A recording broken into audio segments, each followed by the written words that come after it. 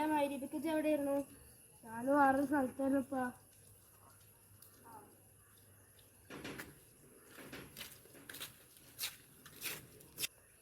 ഇപ്പൊ നാളെ ഒരു കളിയുണ്ട്, ജേഴ്സി വാങ്ങിത്തരോ?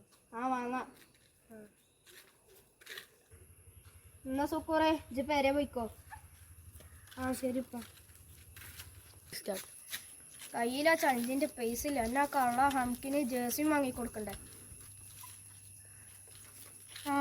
ജേഴ്സി ഇരിക്കണം, ഇതെടുത്ത് കൊടുക്ക.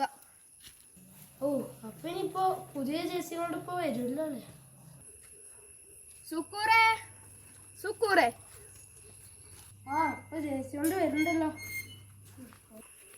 എന്നാ സുക്കൂറെ എന്റെ ജേഴ്സി.